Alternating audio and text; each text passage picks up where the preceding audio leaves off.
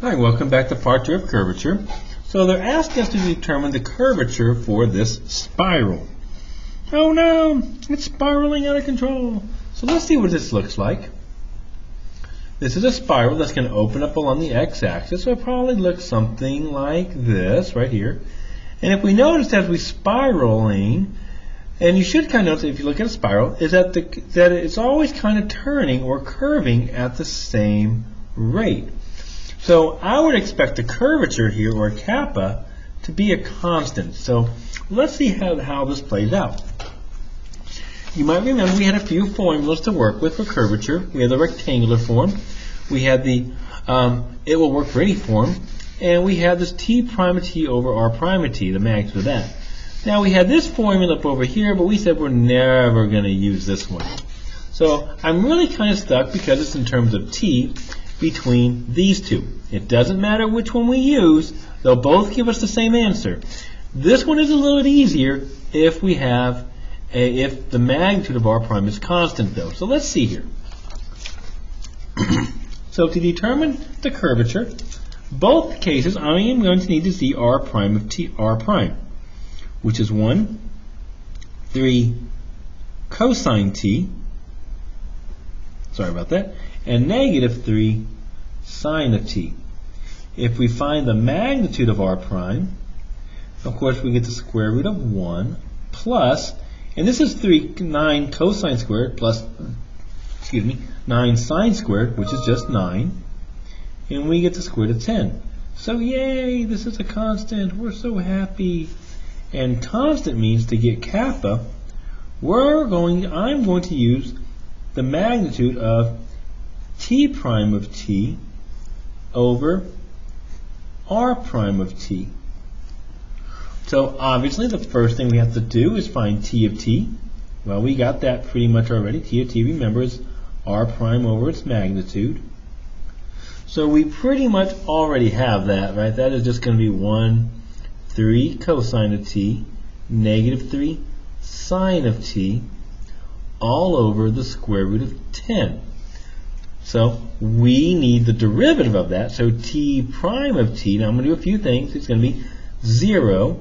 This becomes negative 3 sine t over root 10. And this becomes negative 3 cosine t over root 10.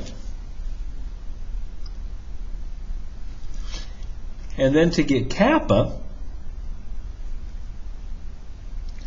I'm going to take the magnitude of this, which isn't so bad. Ready? It's going to be the square root of 0 plus, and now notice, I have the sine squared plus cosine squared, so I really don't have to worry about that.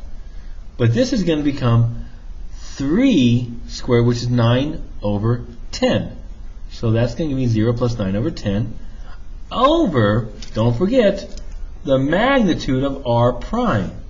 Remember, we got to divide that by the magnitude of r prime of t, which we already know is the square root of 10. And if we clean this up, here we get 3 over root 10 over root 10. So therefore, we get kappa equals 3 over the square root of 10. So there's our curvature. Now, notice the curvature is a constant. So yes, this is a constant. Well, what does a constant curvature mean? Well, that the curvature never changes.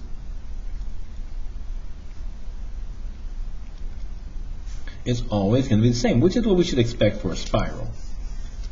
Next, let's take a look here. Determine the curvature for r of t equals t squared I plus tk. So let's think about what this looks like. We're saying z equals t, y equals t squared.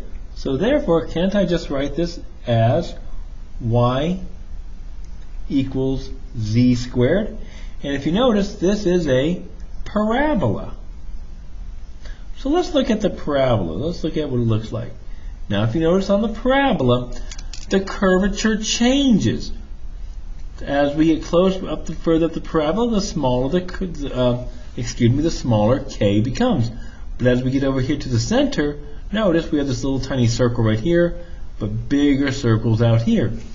So notice the big thing here, my tangent circles are changing, getting bigger or smaller. So here we know the curvature changes. So we're not going to get a constant this time. So that means it's going to be pretty ugly. So let's look at r prime of t. So we're going to get r prime of t. So we're going to get 2t 0. Don't forget the y value, and 1. Now I don't need to do too much to know that this magnitude is not constant. So that's telling me I am going to use the rule for r prime cross r double prime. Once I know it's not constant, I'm not going to use this formula because we've messed with that with unit normal and unit tangents, and when r prime is not constant, t prime of t, and this is not pretty at all. So we're going to use our formula here. So I will need r double prime of t, which isn't too bad. That's just 2, 0, 0. Next, now I know I'm going to use the magnitude r prime cross r double prime. You've crossed me for the last time. I, j, k. It's like I'm just kidding. 2t 0, 1, 2, 0, 0. Whoop, we're looking 0 there. And when we do this, we're going to get, let's take a look here, 0i plus 0j, or plus, and looking at the k's, I messed up. That's where I messed up. There we go. Let's scratch that. Let's pretend like that never happened. Looking at the i's, I had my finger crossing something. So we get 0 i's. There we go. Minus, don't forget here, minus. There we go. We're going to get 0 minus, so we get plus 2j plus 0k. Sorry about that. Easy to make a mistake on here. So this is just 2j. So my rule, let's take a look at our rule. It says to take the magnitude of that cross product divided by the magnitude of r prime cubed. So to get k, we're going to take the magnitude of 2j divided by the magnitude of r prime. So let's see what that gets. Well, the top is just going to become 2. The bottom becomes, this becomes 4t squared plus 1. And there is our curvature. But notice, this is not constant. As a matter of fact, it's a formula. So I can find the curvature at any given time, t now. Whoops, and you got to cube that too. And I'm on fire today. Don't forget the cube there. All right. So let's see here. Find the curvature of the parabola. Now notice in this case right here, we are in rectangular form. This is rectangular. So we're going to need our other formula. At x equals 2, and then skirts the circle of curvature at 2, 1. So we'll get that in just a second here. So our formula for rectangular is k equals the absolute value of y divided by 1 plus y prime squared to the 3 halves. So I already have y. I'm going to need y prime. Y prime is equal to, this becomes 1 minus 1/2 x. And, whoops, that was y double prime. I am on fire today with these formulas for y double prime up there. So I am going to need the second derivative, and that is just going to be negative 1/2. So if you remember, make sure you have that. This should be y double prime right up there. Sorry about that.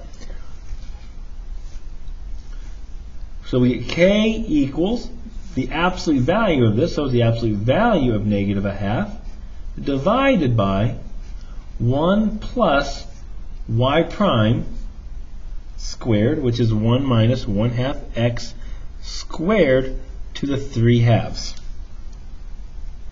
As you can tell, this is not so pretty, but I'm not going to simplify that. We want to find the curvature at 2, so kappa 2, and we get 1/2, because that's magnitude, over, I'm just going to plug in my 2 here. This becomes 1 plus 1, if I plug in a 2 here, that becomes minus 1 squared to the 3/2. And this is not too bad. That just becomes 0, 1, and of course we get 3/2. So we get 2 to 3/2 is just 1 still, so we get 1/2. And there is our curvature. All right. Now the next question says, all right, sketch the circle of curvature at 2, 1. So let's see here. I'm going to graph my parabola, and this just so happens that it has a vertex at 2, 1 here. So if I graph my parabola, it's going to cross the x-axis at 0 and 4, and at 2 is going to be my vertex. So it goes over like this. So there is my parabola right there. There's my parabola.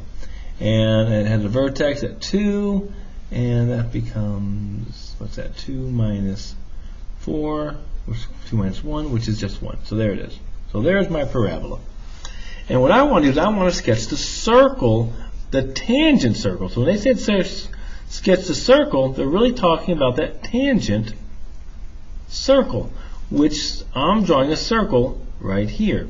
So if I want to draw the circle, I need the radius. Well, we know that k equals 1 over r. So therefore, I know r equals 1 over k. And I can do that, so r is going to equal 2. So this is a circle with radius 2. So if I go down here, if I want to draw that circle, way down here, here's that -1. My radius is 2, and I'm going to try drawing that circle, not drawing the scale.